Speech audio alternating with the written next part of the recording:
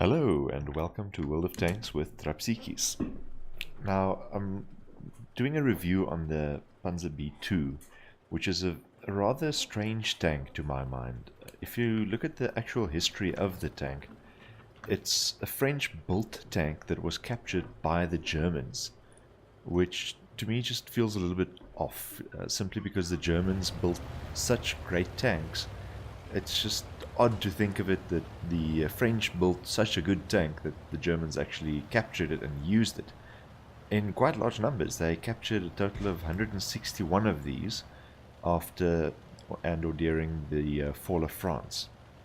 Outfitted them with different kind of guns, driver training tanks. They used even flamethrowers and the 10.5 centimeter Le Feu light howitzer, making this tank an artillery. So it's quite interesting. But if you look at the game, how the B2 found itself into the game, as a tier 4 heavy, in many ways it is the worst tank. If you look at the DPM, it's the lowest, your penetration is the lowest, your damage per shot is the lowest. Your reload is quite fast and your aim time is very fast, but it has to be with such low alpha damage. If you go through the list, all of the stats, pretty much it's the worst of all of the tier 4 heavies, except for mobility. If you look at the turret traverse and tank traverse, it's the best, both of them. The effective traverses are also quite good, not quite as good as the B1 that it was derived from, but also very, very good. And the whole armor obviously is the best of any of the tier 4 heavies. But because it's got such a poor gun, Wargaming decided to make this a tier 4 only vehicle, which means whenever you play it, you will be top tier. Obviously the disadvantage of that is that sometimes you have to wait a long time to get into a game, but whenever you're in a game, you're in a position where you at least theoretically can make a big difference to the outcome. Being top tier and having quite good armor, you can dictate quite a bit of what happens in the game. However, in this game so far, our helter 666, I'll just call him helter, has already lost 4 allies, and they haven't managed to take out any of the enemies. Fortunately, he lands a couple of good shells there, and he manages to kill the first enemy, the Type 95. Does a lot of damage to the other type, or the PZ S35 over there, but unfortunately does not get the kill before it disappears below the ridgeline. So back to the tank stats, again, always top tier. So what happened to me is I was given this as a reward tank. I believe it was one of the tank rewards months, and I didn't like it. I didn't like this tank at all. I played a couple of games. I felt because the penetration is so low, you just keep hurling shells at your enemies and you don't do anything. And at the time I didn't realize that you're always top tier, so obviously I dreaded getting to a game where I would have to face even tier 5 tanks would just ignore this tank and laugh at it as they shot it twice and it died. But that's never the case, and I did not realize this, so I sold the tank and I got rid of it. Then I watched a Quickie Baby video of someone playing the B2, and he said something about the B2 being overpowered, which obviously at the time I didn't agree with at all. I did some more research and I found because it's always top tier, you'll only be facing tier 4s and tier 3s. And as you'll see, the tier 3 there has a very hard time penetrating, doesn't have a lot of hit points, and is easy for this tank to penetrate. So because you're always top tier, it mitigates the fact that your gun is such utter rubbish. And obviously the fast reload puts you in a position where even if you miss some shells, you do have quite a lot of shells to spare, so you can really, as you saw right at the start, you can throw some shells away and some of them will actually hit and penetrate. Right, so Helter has recovered from an 8-1 deficit to an 8-9. which is a very good result. And he's racked up 5 kills himself and only suffered a grand total of 32 damage to his own tank. Already blocked quite a bit more than his HP, and already it looks like he has high caliber in the bag, unless someone else manages to do more than 1000 damage. Usually tier 4 games, if you do over 1000 damage, you're pretty much assured you're high caliber. So, back to my story. After selling this tank, and then finding out what a good tank it was, I was given yet another copy of it by Wargaming.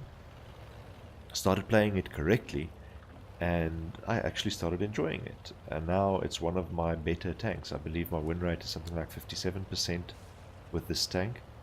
And it's one of those where I just, when you're tired of getting bad matchmaking or tired of having teams that keep making bad decisions, you get into this thing, you know you're going to be top tier, and chances are you're going to have at least a good game, if not a win. Right, so Helter approaches the cap circle of the enemies. The already dead B2 on his own team suggests that they cap. But being outnumbered and the enemies knowing where you are, it's not necessarily a good idea to give them time to regroup. And now you see Helter switches over to APCR, which does have greater penetration, but also greater shell velocity. The shell velocity on this tank also being quite bad. 660, it's the second worst of all the tier 4 heavies. Only the poor type 95 sitting at a 453. Dismal shell velocity. Right, so Helter secures the kill on the Valentine AT, and the friendly F30 takes out the helter, leveling the scores 11-11, but 2 of the friendly tanks, B2 and the F30, are tier 4, and the F30 for tier 4 has a massive gun. I believe it's got the same, or more or less the same gun as a KV-1, so you can do 160 alpha damage with a penetration of 120, which is phenomenal for the tier, but obviously the reload is very, very slow. But again, the armor is quite good, so facing 2 tier 3s and tier 4 with these tanks, easily. Your chances of winning in this position are very good. The Bison not even managing to hit back, so Helter eliminates him before he can take any further damage, and he's not even on half hit points yet, so he does have quite a bit of health to play with. And then he spots the M3 Lee, full health, and you'll see Helter remains on the APCR, which is not strictly speaking necessary, but it does help with the bleeding. There the F30 shows the massive alpha damage it can deliver. And now Helter switches back to the AP rounds, because at this range there's really no difference, except obviously if you're facing a heavily armored target. Very nice. Kill number 8 in just over an 8-minute game. Very well done, Helter. And you'll see the F30 requested a platoon there. They would have gotten a crucial contribution. And because they both survived, it would have been brothers in arms as well. But unfortunately, either Helter decided against it, maybe he's gotten enough awards not to want anymore, or he didn't notice the platoon invitations, so they did not get that this time. Alright, let's have a look at the endgame stats. So Helter managed an ace tanker, bruiser, duelist, fire for effect and shell proof, Spartan, steel wall, top gun and high caliber. You'll see pretty much every one of the enemies was damaged by him. That is quite significant. 11 of the enemies on this list, so only 4 were not damaged by Helter himself. If you go have a look at the team details, you'll see he was obviously number 1 on damage at 1,838. That is monstrous for tier 4.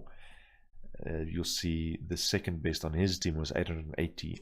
And that was with the F30, which is a tank that can do quite a bit of damage. The number 1 on damage in the enemy team was 442, less than a quarter of what helter managed to rake in. On the experience, you'll also see a whopping 1,364, very impressive for tier 4, considering that he has to be top tier.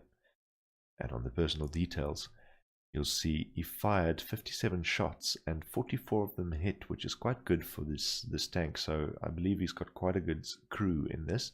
And of the 44 hits, 40 penetrated. Again, quite a good stat there. The long distance damage, 406. Again, quite good for this tank, having not very good shell velocity or penetration. To do that much damage at over 300 meters is very impressive. Block by armor over 1,000. To be expected in this tank being top tier, having about 60 mil armor, hull armor all round. The only weak point obviously being the turret with 46 mil, so that can be penetrated by pretty much every tier 4 tank out there. With the personal reserves and missions and premium bonuses that he achieved, the experience he raked in for this game was over 6,000. Very well done, Helter. Thank you for uploading it to What Replays, and thank you for watching.